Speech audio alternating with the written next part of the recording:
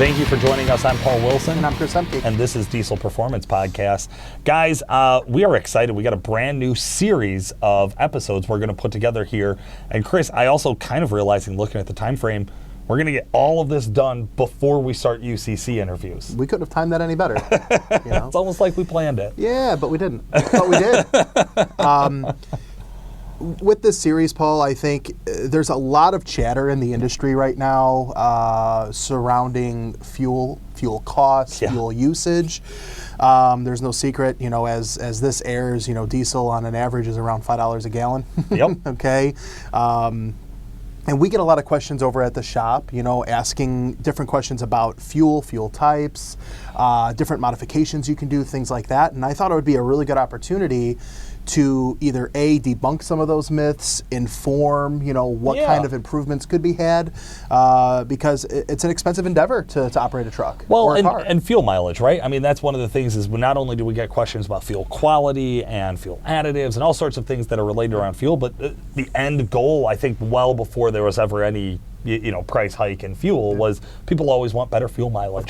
So what impacts it and what doesn't? That's one of those that's the area of topic that I feel is going to end up being crucial. So like you said, we're going to do a series. Our first, I don't know the order, but the list of episodes we're going to do. I like how we talked about this when we were planning it. You start from where it starts to where it ends. Right. So the first topic in the series is going to be your fuel tank. That's right. There's a lot of companies on the market that offer increased fuel tank sizes. There are different types of shapes and sizes to those fuel tanks. Yeah. Some go deeper, some go longer in oblated forms. How does the pickup impact it? How does the fuel return lines impact it? There's all sorts of stuff within fuel tanks that I think there's a lot of little questions and little details. When should I put a sump in? If I'm not going to go with an aftermarket fuel tank, do I need a sump? What vehicle do I have? Things like that. I think there's going to be a lot of topics around just fuel tanks in general that we're going to want to really kind of dive into as best we can. Yeah. The next is fuel types. So we're all familiar with going to your local fuel station and getting, the number 2. But then there's off-road, right? There's bio blend, where you could go to most fuel stations and there's 10%, 15% bio. I was just going to ask, when's the last time you found straight number 2? At a pump, there's actually one there's one local to me that really? I usually Is it a small one, not a big chain? It's a bigger mobile. They're very well known in the state of Wisconsin. Okay. They have one right on the Illinois-Wisconsin border that I deal with. Gotcha. I was going to say they advertise straight to, no bio. Oh wow. Yep, okay. Yep. So they're everything by me. I'm in a little bit more commuter neighborhood, but everything by me in the suburbs is 100% blend. So I have questions about. What's the difference? When you go, if we took the same vehicle and we went to those 2 stations and we ran it for a full tank, what do you get out of it? How does this impact things? Not just my fuel mileage, but how does this impact all of the hard parts under my truck as well that the fuel runs through? Now, one of the things, Paul, kind of on that topic, I've been seeing a lot on the forums and things where guys are wanting to go to 100% bio and converting over to veggie oil and stuff like that. Sounds real cheap. I want to know, what's the impact on a common rail fuel system versus a mechanical fuel system, and what goes into ensuring that you're putting quality fuel or that quality bio into the vehicle? Sure. I mean, you could pour straight ethanol in a diesel and it'll run. Right. It doesn't mean you should be pouring moonshine in your fuel tank, but it will run. How long will it run? What temperature will it run? What's going to happen to everything else? Those are all big questions. We've talked about this in past episodes. When you talk about an older mechanical injected engine, injectors are cheap, injector pumps are cheap. The lift pumps are going to be pretty much the same because they're going to all do the same thing. Right. But there's a different operation for those older style injectors versus getting into common rail at a high injection pressure. Sure. So is it worth blending your own bio or doing, that kind of thing to save yourself money at the pump? What's that do long term on a set of $3,000 or $4,000 injectors, or $1,000 or $2,000 injector pump, and the rails and the lines and everything else in the mix? Yeah. So these are the questions that, as I scroll through the forums and I'm reading what guys are talking about, I start asking myself, what is that impact? I was just going to say, do you know what's fun about this series is there's a lot of questions here that even though we've been in the industry for about a decade or whatever, I don't know the answer. I don't. We are going to be learning along with you guys and trying to find some resources. So we're going to be reaching out and trying to pull some interviews together. We're going to be digging around and trying to find some real data on it, not necessarily just anecdotal experience, but like, oh, I make all my veggie oil and it runs great in my 7.3. It's the, or veggie fuel and it runs great in my 7.3. We want to know a little bit more. We want to understand a little bit better. And then we can kind of start to figure things out from there. And along with that, now we've touched on this topic before, additives. Yep. But there's more guys who are doing additives out there, and it's a growing segment. I was just going to say, it's becoming more and more popular. You could go to your local parts store. You could go to your local... I don't want to call it a supermarket, but like, for us here locally in the Midwest, like your Meijers and your super Walmarts, and you can go to the automotive section and find diesel treatment additives. Yeah. So hopefully we can get on another resource That's right. of additive provider and then kind of work off of their insight and intel and kind of back that into some of the other interviews that we have done with like Exergy, about a year ago now. Sure. And kind of piece things together. I mean, honestly, I've for a long time always thought all additive was snake oil. Right. Randy Harkema from Exergy is one of the smartest people I know, unquestionable. Yeah. He says it's not. I have a tendency to believe him. He had a lot of science and data to back that up, where it wasn't like he, winked at me when he said it. Like, there was right, a method Paul? to the madness, right? Yeah. There was a method to the madness. So we want to hear from other people, right? We want to expand our knowledge about, well, what all does it include? And it's not necessarily about from a manufacturer, from a brand standpoint. We want to understand some of the chemicals and the science behind it. We've had on some awesome chemical engineers in the past, which I get to say that now. Yep. Well, you said that they didn't listen to us. I know, it got called out. But we have heard that there is something behind this chemistry. I also, Chris, I'm going to sneak in some testing on that mystery fuel, that mystery additive that I got sitting on my desk. About 2-3 months ago, I had a gentleman reach out to me who would listen to the show and wanted to send us some test samples of some super secret fuel additive. We're going to see what we can do about that. We're going to see how do we measure that and what does that look like. So I think that'll be an interesting one, and that should lead us in pretty perfectly into talking about lift pumps. I mean, that lift pumps are something that we're no strangers to. Right. We've been dealing with them for years. It's pretty much a staple when you're talking to guys and they're going to do any type of upgrade to their truck. Yeah. But there are a couple different types of lift pumps, different styles of lift pumps, and what do those lift pumps offer as an impact for the high pressure fuel system and how fuel is delivered into the engine? Yes. At the end of the day, right, this series is about fuel efficiency. It's understanding the ins and outs of the diesel fuel that we all use in our trucks, in cars, but more or less how to optimize that, long term. Yeah, absolutely. I think that's a good way to put it. So that'll wrap us up right to the end. We'll be bringing on somebody to be determined to talk to us about common rail fuel injection, how all of this stuff at the end of the day, the lift pumps, the additives, the fuel tanks, the types of fuel, how is all this going to actually, like you said, impact my injectors, impact my high pressure pump, my lines, all of those things, those hard components that are very expensive and have a lot of labor to go in with replacing them. What is this going to matter for you and for your vehicle long term? So I think this is going to be a pretty exciting series. I know it's a shorter episode today, guys. Bear with us to do a good in-depth dive like this. Just need a little bit of time to put some of the logistics together. I do want to give a shout out to our sponsors. Please support us by supporting them. Shop at XCP. They have all of the great brands that we love and we trust. If it's anything diesel, they probably have it. Next on the list, Duramax Tuner Calibrated Power. If it wasn't for them, we wouldn't be doing this series or this show for that matter. You can go to their website. They're offering a 15% off March mega sale on tuning, 10% off on turbochargers. So give a call over to the shop, 815-568-7920. Myself or any of the other sales guys over there will be glad to help get you squared away. Absolutely. Of course, Exergy Performance, we talked about them today. That's who we trust for all of our high pressure common rail high pressure fuel system components. That's injectors, pumps, lines, anything like that. We trust Exergy because they've proven that they're the best at what they do. And then last but not least, WC Fab. If you're looking to go from mild to wild with different colorways under your engine bay, or in your engine bay for that matter, traction bars, different piping kits. They have brake reservoir covers for your brake fluid cover, for the fuel. The brake cover, the tank itself. And a lot of different, pipes, coolant pipes, things like that.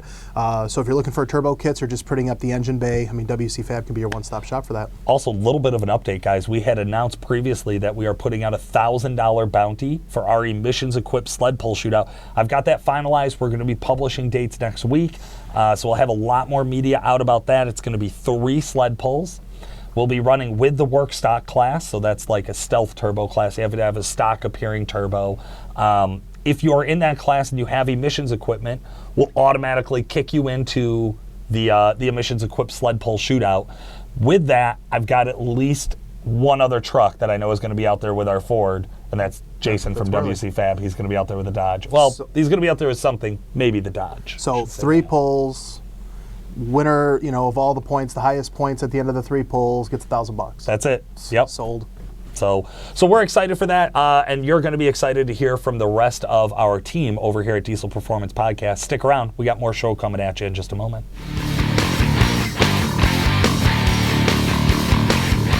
Jeremy Garnett, our super tech in the shop over here at Duramax Tuner. How the hell are you? Wonderful. How are you? I'm doing good, man. Doing good. I understand Anthony got a chance to come on and do the segment with you last week. Yeah, that was pretty fun. I like it. I like it. Maybe we'll do some more of those here in the future. For today, I have you up in the studio so we could talk a little bit about, I believe, an LML fuel system you got to work on. Yes. Awesome. Tell me about it, man. It's just a truck that came in for some maintenance through a DEF tank heater code. So put a DEF tank heater in it, and then the guy wanted to do some tuning. So we said, hey, we should probably put a fuel system saver in it. So.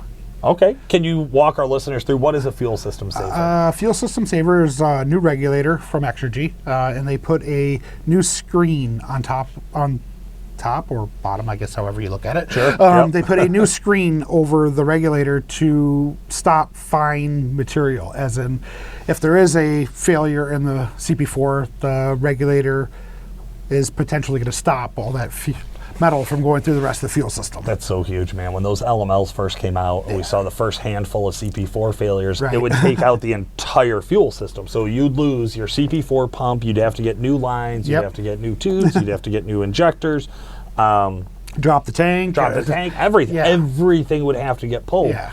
And now with the fuel system saver, hey, if the worst happens and the pump goes, at least you're not going to damage everything else. Exactly. So, and we've actually seen it work. Yeah. So a while back, not even on an LML, it was a Ford. Right. So we actually had a new CP4 on it, new CP4 from Ford. But we were like, hey, we put a fuel system saver on it. It was a transport truck. I had 400,000 miles on it. Put 60,000 miles on it in, 8 months, came back, CP4 failed, brand new one. Yeah. And that fuel system saver, we literally put a new CP4 in it, and we were good to go. And that was it. I mean, it worked. I mean, listen, we don't want to see you repairing or replacing your CP4s every 60,000 miles. Right, but God forbid it comes up. It's a lot better of... No, it was just a story of, of it actually working. Of it actually working. In the real world. Right. In the real world, like out in the wild, not on a test bench. Like, it works, man. It's hard to argue. Yeah. I mean, for, a $10,000 repair or a, 2 hours to put a regulator in, and the price of the regulator, it's, hey. How is the job doing the regulator swap? Like I just said, it's about 2 hours. Okay. So it's tight. Yeah. So, it is tight. You do have to remove the test port, so the low pressure test port. You remove that out of the way, and then you do have to get a long T25 socket to get in there. Okay. But it's tight, doable. It's more of a hassle fishing around, but it definitely anybody could do it. Yeah, it's not a breaker bar level of frustration job. It's just a knuckle buster. Exactly. I like it. Yeah, okay. Just anybody could do it at home. Just have patience. There you go. So that's, like I said, I've probably done 20 of them now. Yeah. And I've About 2 hours. About 2 hours. So That's awesome, man. I think that's a good tip for you guys out there. If you have, one of the Fords or one of the LMLs that have the CP4 on it, and I know some of the Cummins have the CP4s as well, get yourself a fuel system saver. It's a no-brainer. It's an easy DIY at home. You definitely can do this if you have some sort of mechanical experience, and if not, there's some good videos out there that could walk you through. Oh, honestly, definitely, even if it's your very first time. yeah, definitely. Awesome. Well, thank you so much for joining us today, Jeremy. No problem. Have a good day.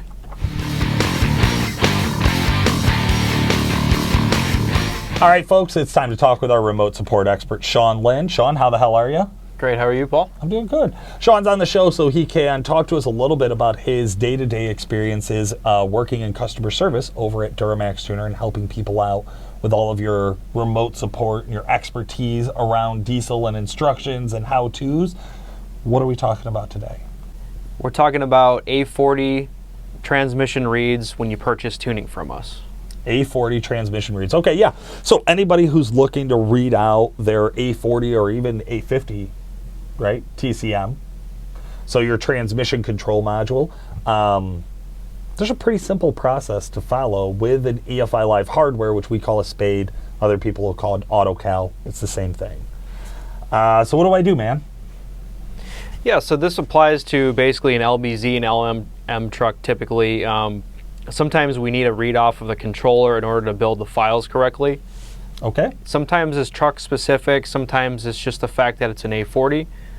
Basically, we plug the SPADE into the truck, we navigate to the read feature under the tune tool, and then we select the A40 controller. Seems simple enough. Yep, and once you have the tune file read off, it's about a 5-minute process or so. It'll save it to your device.